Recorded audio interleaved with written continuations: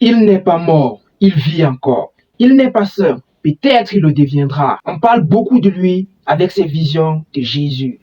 Il n'est pas blanc, il est africain, noir, un Nigérien. Parce que être martyr, c'est mourir en soi. Mesdames et messieurs, voici l'histoire de Barnabas Nyoé.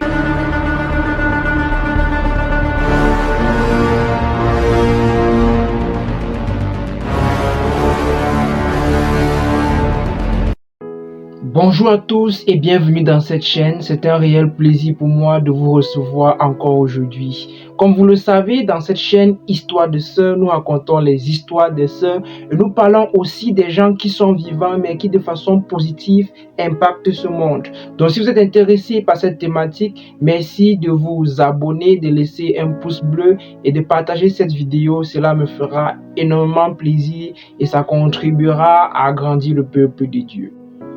Dans un monde en guerre contre Dieu, dans un monde où il y a de la cupidité, de la pédophilie, de l'homosexualité qui enclave le monde entier, Dieu a parlé. Dieu nous invite à la prière, au combat, à la spiritualité. Aujourd'hui, dans Histoire de sœurs, nous faisons un cap sur Barnabas Nyoé. Nous racontons son histoire incroyable. Un jeune Nigérien qui a été touché par le Seigneur et qui a été appelé à découvrir toute la puissance du précieux sang de Jésus-Christ. Rien ne lui prédestinait à recevoir les révélations divines de Dieu, car il a été élevé dans la foi chrétienne, discrète et pieuse. Mais à l'âge de 17 ans, tout va basculer. Un jour, en pleine prière, il reçoit une vision de Jésus-Christ baignant dans son sang. Et dès lors, Jésus lui parle avec insistance sur le pouvoir salvateur et protecteur de son précieux sang. Et c'est pas tous les amis. Qu'est-ce que Jésus lui dit pendant cette vision? Jésus lui dit, réveille mon peuple, répands la dévotion de mon précieux sang. C'est la dernière planche de salut pour cette génération. Voilà ce que Jésus lui a dit. Répands la dévotion de mon précieux sang. C'est la dernière planche de salut pour cette génération. Et les gars, les filles, je ne vous parle pas d'une histoire de 1977 ou bien de 1933. Je vous parle de 1995. Quand on était en train de concevoir, ou bien qu'on prévoyait concevoir beaucoup d'entre nous. Donc c'est réel, le Christ est réel. Et regardez, Jésus parle à Barnabas Nyoé à quel moment? Quand il est en train de prier, les amis, la prière, priez sans cesse. Priez sans cesse pour recevoir l'onction de Dieu. Pour que Dieu puisse vous parler, vous deviez être en communion avec lui. La prière est très importante. Après cela, ça ne suffit pas. Jésus continue à lui apparaître et à lui donner des révélations poignante et puissante. Parmi les nombreuses prières que Jésus lui donne, il y a par exemple le chapelet du précieux sang, composé des 12 mystères. Donc si vous voulez savoir comment réciter le chapelet du précieux sang, vous pouvez aller sur Google et vous demander chapelet du précieux sang. On va vous expliquer comment se récite le chapelet du précieux sang. Ce n'est pas le but de cette vidéo. Ici nous parlons de l'histoire de Barnabas Nyoé. Mais ce qu'il faut savoir, c'est que Dieu lui donne des prières qui sont restées dans le monde entier et qui aujourd'hui continuent à être récitées parce que non seulement avec ça, il a fondé une congrégation de frères qui est attachée à cette dévotion et à cette prière-là. Parmi les autres prières, il y a les prières de protection et de réparation contre les ténèbres spirituelles que Jésus lui aura aussi données. Et toutes ces prières, que ce soit le chapelet du précieux sang de Jésus-Christ avec ses 12 mystères et le couronnement de la miséricorde, ou alors les prières de protection, prières de guérison, toutes ces prières sont regroupées dans un livre qu'il a appelé La dévotion au précieux sang de Jésus-Christ, que vous pouvez également trouver sur Google. Je vous mettrai le lien en description de cette vidéo. Par la suite aussi, dans les autres révélations qu'il a eues, Jésus a continué à lui parler et à lui dire des trucs très précis sur le temps actuel que nous sommes en train de vivre. Par exemple, Jésus lui dit aussi ceci. Jésus lui dit, le monde est en chute libre. Le péché attire les ténèbres. L'ennemi gagne du terrain. Seul mon sang précieux peut purifier, protéger et sauver tout le monde. Donc en fait, ce que je suis en train de faire, c'est de nous dire que lorsque nous prions, on doit se référer à son précieux sang. Parce qu'il est mort sur la croix pour nous. Il a tout sacrifié. Il a tout livré. Et sur la croix, il a versé son sang pour nous. Donc pendant que nous péchons, comme nous reconnaissons que nous sommes des pauvres pécheurs et que nous sommes indignes de sa présence, dans ce sang qu'il a versé pour nous, on doit se rabaisser et demander la protection de ce sang. Que ce sang nous touche et qu'il purifie tous nos péchés. C'est ça que Jésus nous demande de faire. Parce que dans le monde, avec tous les énormités qu'il y a maintenant, la pédophilie, l'inceste, c'est-à-dire des trucs vraiment terribles, Dieu nous recommande de se tourner vers son précieux sang pour vraiment être purifié, pour être sauvé. C'est un appel fort. C'est un appel de ce temps présent qui demande vraiment une mission particulière ou alors un tournant particulier pour tous les jeunes et même pour les vieux de cette époque de se tourner vers le précieux sang de Jésus-Christ. Si on veut un peu plus entrer en profondeur, que représente réellement le précieux sang de Jésus-Christ? Allons-y en détaillant. En fait, le précieux sang de Jésus-Christ est présenté comme un bouclier contre Satan.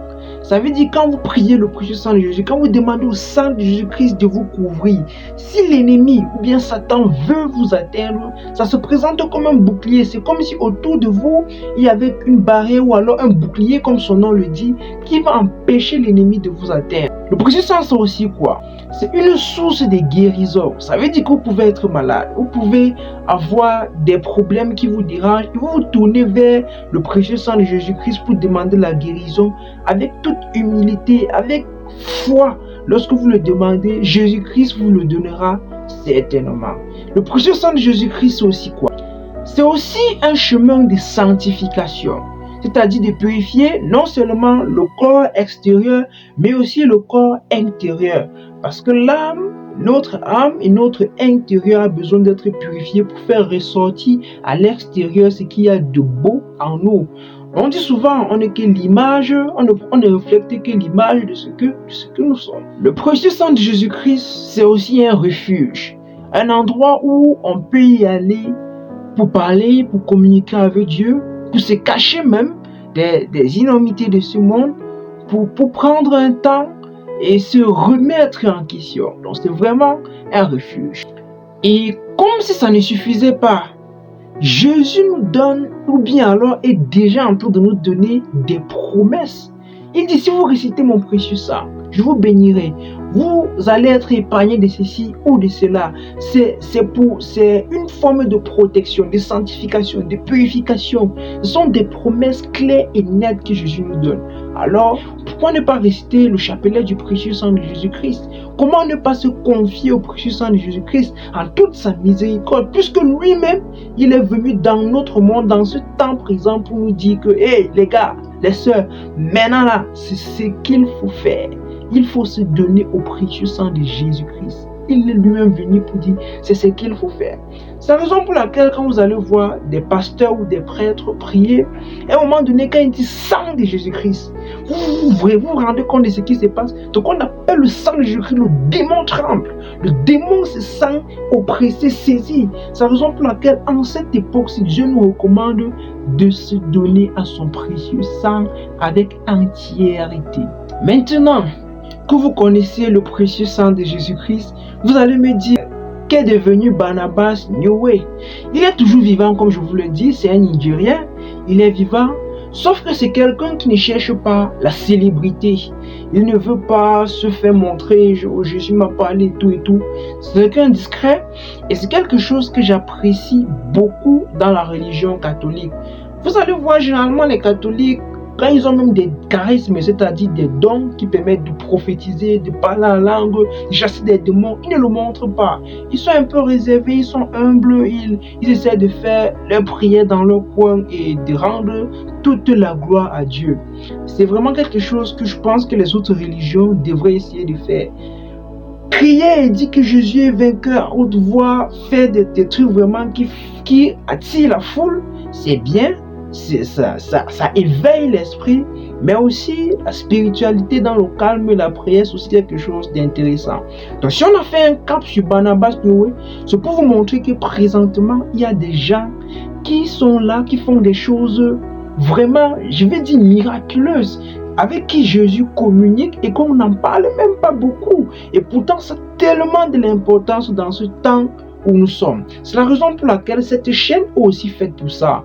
Pour dire aux uns et aux autres que Jésus-Christ est là. Il était là hier, il était là avant-hier et aujourd'hui, il est encore là. Demain, il sera encore là. Et tant que vous êtes là, Jésus-Christ sera toujours là avec vous. Donc, Barnabas New Way a fondé un groupe, ou bien alors, devrais-je dire, un groupe spirituel qui s'appelle Precious Blood Apostolated. Donc, je vous ai dit, c'est un Nigérien, c'est pour ça que le nom est en anglais, qui s'étend même déjà dans plusieurs pays. Parmi les pays où ce groupe spirituel existe, nous avons le Nigeria, la Philippines, les États-Unis et une bonne partie de l'Europe. Et en Afrique aussi, c'est beaucoup connu, Nigeria, Cameroun, c'est beaucoup connu. Le précieux sang de Jésus-Christ, c'est beaucoup connu parce que ces évêques, les évêques de son diocèse ou alors les évêques du Nigeria ont reconnu cette prière-là et ont fait en sorte que la divulgation de cette prière puisse être connue de tous. Parce qu'on a vu et on s'est rendu compte que ce qu'il disait est vrai encore aujourd'hui, et il est vivant, et que ça mérite d'être partagé, d'être divulgué. C'est la raison pour laquelle nous parlons aujourd'hui. Jésus lui aura aussi fixé des dates clés pour nous permettre de réciter le précieux sang de Jésus-Christ. La première date, il s'agit du premier jeudi de chaque mois.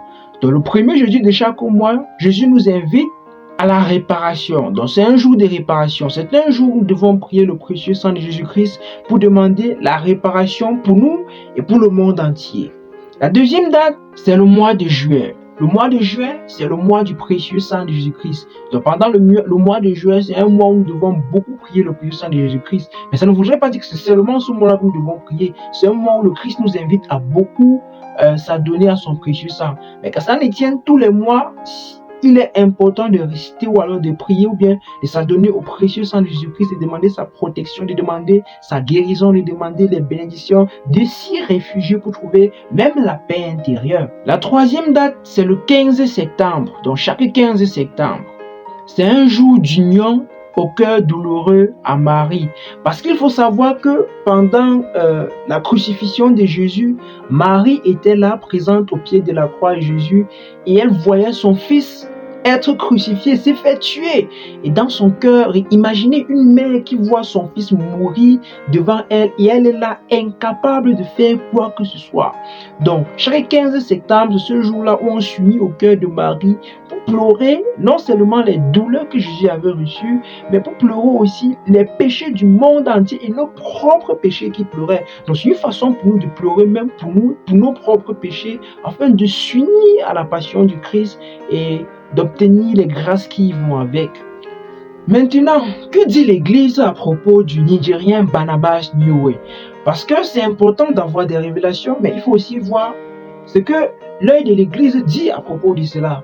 Alors, l'Église n'a pas encore déclaré officiellement la prière de Barnabas New Way, mais l'Église ne l'a non plus condamné. Donc c'est important. Donc il n'a pas encore dit officiellement que oui, on reconnaît que ces révélations sont vraies, viennent de Dieu et tout. Peut-être parce qu'il a envie. C'est vrai, on a souvent du mal à célébrer les gens quand ils sont encore vivants, mais c'est quelque chose que je pense qu'on devrait le faire. Mais l'Église n'a non plus dit que ce qu'il a dit est faux, bien que ça a condamné. La prière a été très bien accueillie. Elle est même recommandée à être priée, sauf que officiellement, comme on va dire, on n'a pas encore dit qu'officiellement on reconnaît que Barnabas New Way a reçu les prières du précieux sang de Jésus-Christ. Mais sinon, dans la vie courante, les prières de Barnabas New Way qu'il avait reçues de Jésus, qu'il a reçues de Jésus, se récitent et se font déjà dans les églises. Et certains évêques même disent avec insistance que même si l'Église n'a pas encore déclaré, tant que cette prière nous permet de prier le précieux sang de Jésus-Christ, nous permet de s'unir à Jésus-Christ dans l'humilité, là, il n'y a pas de problème. Parce que c'est une prière qui est humble, qui dit en fait qu'on est pauvre pécheur et qu'on vient s'unir aux douleurs du Christ pour lui offrir notre vie, pour lui offrir notre être, notre âme, afin de recevoir ses bénédictions. Donc tant que dans cette prière, il n'y a pas des mots grossiers ou bien de mensonges, les évêques trouvent que c'est bon en fait de réciter la prière du précieux sang de Jésus-Christ. Donc on a en fait l'accord des évêques. Dieu reste jusqu'en haut, ça peut aussi être fait. Plus loin encore, Jésus va dire ceci à Barnabas Nyowe, le Nigérien. Jésus lui dit, « Revenez à moi, réfugiez-vous dans mon précieux sang, proclamez ma victoire, réparez les offenses et veillez car l'heure est proche. » Encore cette phrase, « Veillez car l'heure est proche ». Vous allez remarquer qu'à chaque fois que Jésus parle à quelqu'un, il invite toujours la personne à la prière. Il invite toujours la personne à se donner plus. Il invite toujours la personne à veiller. Rappelez-vous, avant que sa mort n'arrive, quand il était allé à la montagne prier avec ses disciples, qui disait, vous n'arrivez pas à veiller pendant une seule heure avec moi, veillez et priez car l'heure est proche. Si elle dit cela pendant 2000 ans et qu'aujourd'hui encore cette parole est redite, ça veut dire que la prière est un instrument puissant pour combattre l'ennemi. Il faut veiller, il faut prier, il faut s'adonner au précieux sang de Jésus-Christ, il faut se confier à l'Éternel, il faut se confier à Dieu, car l'heure est grave. L'ennemi rôde, il ne se fatigue pas, il fait tout son possible pour attirer le maximum de personnes avec lui. Et vous, qu'est-ce que vous faites? Qu'est-ce que vous faites pour être du côté de Jésus-Christ? Qu'est-ce que vous faites pour être du côté de Dieu? Qu'est-ce que vous faites pour que si Dieu arrive ou si Jésus arrive, vous soyez du bon côté? Veillez et priez mon précieux sang, dis-nous Jésus. Ça paraît simple, mais il faut le faire pour recevoir les grâces. Il faut le faire pour ne pas regretter.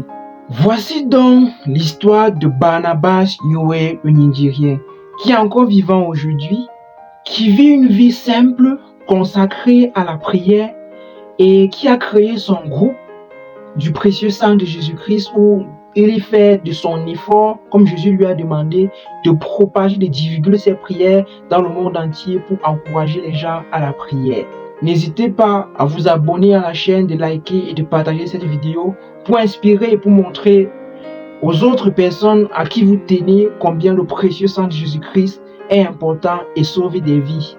Que Dieu vous bénisse.